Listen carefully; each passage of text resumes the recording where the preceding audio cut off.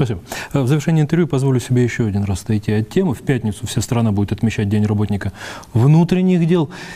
Ингушская милиция, а теперь уже полиция, она за последние 25 лет блестяще себя зарекомендовала, стояла на страже спокойствия в республике, потеряв при этом на боевом посту более 400 сотрудников. Это о многом говорит. Да, вчера был день памяти. Много ребят погибло не только у нас в республике, не только на Северном Кавказе, по всей стране. Тем более вот те ребята, которые погибали здесь на Кавказе, они были многие и прикомандированы, здесь выполняли боевые задачи, помогали и нашим ребятам совместно бороться и с преступностью, и с международным терроризмом. Поэтому это очень хороший день, и я как военный человек, конечно, приветствую такие памятные даты, которые дают возможность хотя бы в этот день уделить самое-самое теплое внимание к семьям погибших там, и раненых, там, самим сотрудникам раненых, там, ну, то есть какую-то память. Это первое.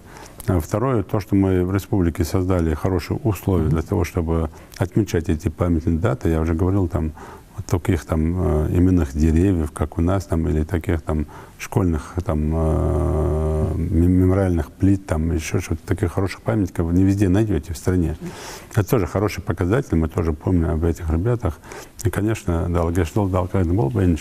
я хочу еще раз искренне выразить соболезнования всем родным и близким, не только наших ребят, они все наши, вне зависимости, с какого региона они приезжали, ну и тех ребят, которые, будучи в командировке на нашей территории, здесь погибли, обеспечивая нам с вами всем мир, порядок и спокойствие.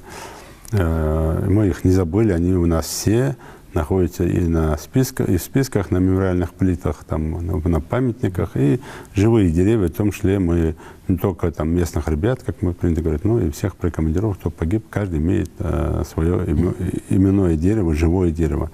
Это продолжение жизни этого человека, который погиб. Я в преддверии, в том числе 10 числа, хочу поздравить наших сотрудников, и лично министра внутренних дел Дмитрия Богдановича Каву, его коллег, всех сотрудников, которые достойно выполняют сегодня задачи.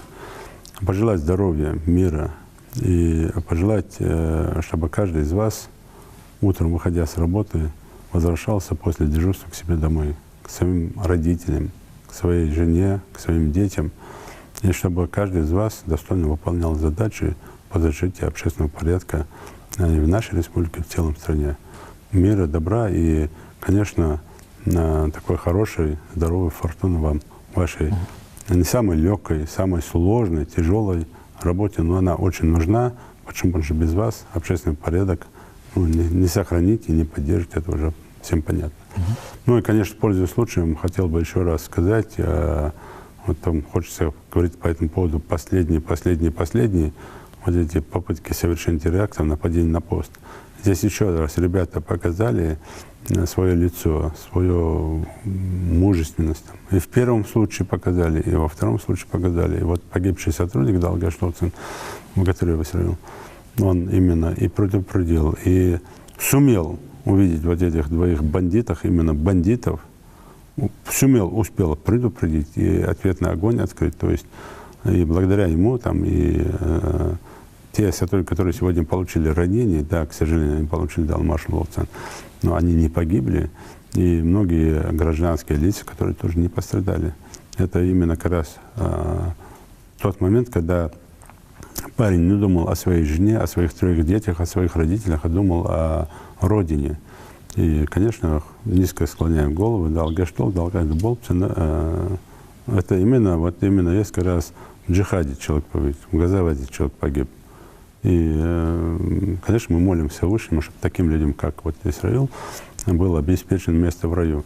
А те, которые шли на это преступление, у них ничего за душу нет. Они ничего для общества. Вот даже просто признаться себе, вот те, кто их знал, тех, которых уничтожили, ну, даже посмотреть на них, они даже ни одного дерева не посадили.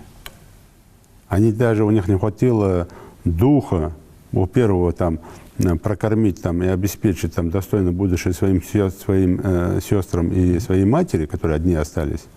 А у этих двоих, там, которые последом за ним пошли, у них не хватило силы, духа, вообще ничего у них не хватило обеспечить свою там, не говоря уже родителей, свою там жену, оставшихся детей, чем-то хотя бы жизнь обеспечить. Вот эти люди как раз поддающиеся влиянию. Они как телята идут за любым, бросив все дома, даже не задумываясь об этом ангеле, ребенке своем, об этом молодой девчонке, жене своей, бросая их. Думаю, что вот этим, я, пользуясь случаем, хотел бы об этом сказать, что вот наши достойные ребята, вот такие, как Богатырев Исраил, как такие, как Костоев Абукар, такие, как наши вот сейчас сегодняшние герои, там, и Руслан Нальгиев, и Костоев тоже Абукар, такие, как достойно погибший там Батаев, который там нападение на пост, там, такие, как бывший командир ОМОНа и один, и второй, там, и Нальгиев, и Мартазанов, вот они есть настоящие мужчины, настоящие наши братья, настоящие люди, по которым должна воспитываться молодежь, по которым мы должны равняться и которым мы должны гордиться всегда. Вот они же точно уже свою душу положили вот на то, чтобы в мире порядок в нашей республике. Поэтому я всех вас поздравляю сегодня с праздником, с наступающим. Всех благ вам, здоровья, счастья. А всем, ну и, конечно, пожелания. Я уверен, что министр обязательно это сделает. Он человек такой большой души. Обязательно, конечно, навестить всех, никого не забыть. Всех навестить, особенно всех семьи погибших, раненых сотрудников, чтобы все поняли, что друзья есть, друзья своих в беде не бросают. Спасибо, Юнусбек Мамадгариевич, за интервью. Спасибо, что нашли время побывать в нашей студии. Спасибо телезрителям, что были с нами. Мы с вами прощаемся. Всего вам доброго. Оставайтесь на Национальном. Удачи!